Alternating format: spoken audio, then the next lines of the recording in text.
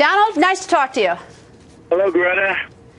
Donald, I think you're going to start a stampede to New York. I just read that if you were in charge, if you were governor, I assume, that you would cut taxes by 50%. There's going to be a stampede to New York.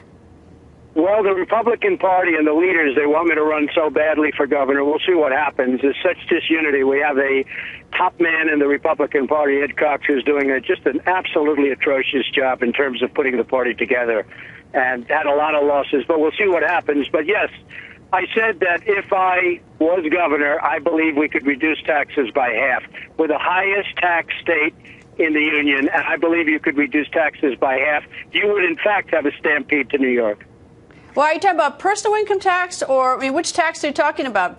Well, I'm talking about generally speaking, and I'm also talking about fees. You know, New York, there's so many fees. There's fees if you turn around. If you look at somebody, you get feed to death. I'm talking about tolls on bridges. The bridges are unbelievable. $15 toll to Staten Island on the Verrazano Narrows Bridge.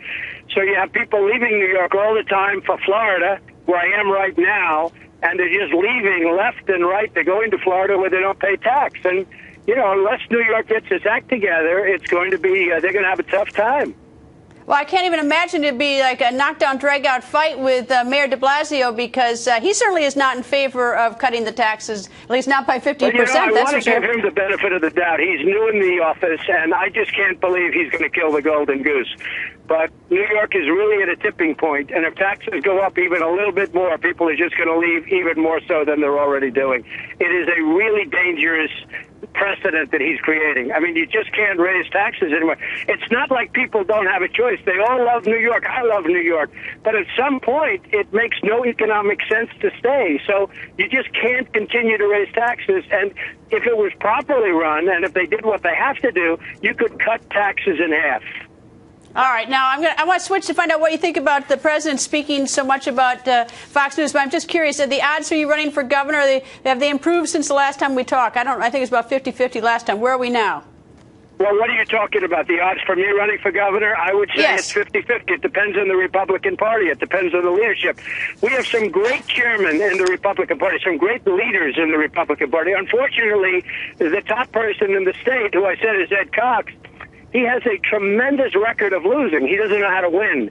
And he's got to get his act together. And if he does get his act together, it's a race that absolutely can be won. Because, you know, when you think of a soundbite that you have the highest taxes in the nation, that's not a good soundbite if you're Cuomo and if you're the governor.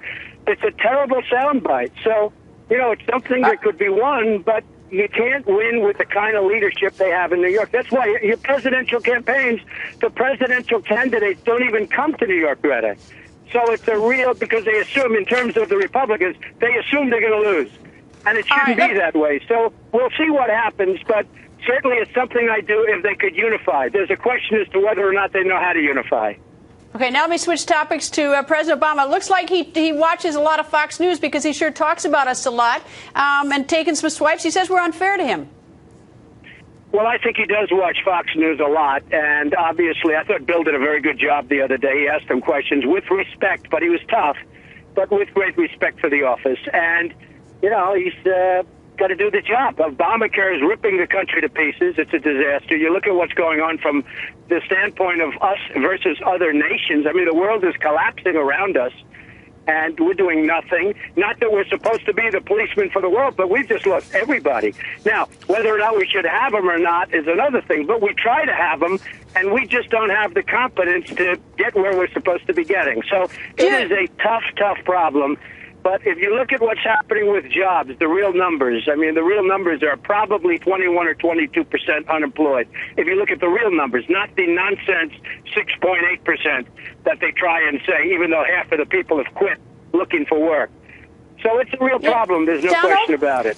Let me ask you that. I mean, obviously, when he's talking to Bill O'Reilly, he might talk about Fox News, but when he's out speaking, he will still historically brings up Fox News. You know, is there? Do you think that that's sort of a normal discourse in politics, or do you think that he, you know, that Fox News really gets under his skin for our reporting? Well, I think it gets under his skin, but don't forget, for everything that Fox News does, he's got 100 to 1 of groups that are treating him fantastically well. And, just from a personal standpoint, I would love to see him do a great job. I would love it. There's nothing I'd rather, even if it inures to his benefit. But unfortunately, we're down the wrong path. We're down the wrong track. Every single nation that we do business with is taking advantage of us. We don't know what we're doing.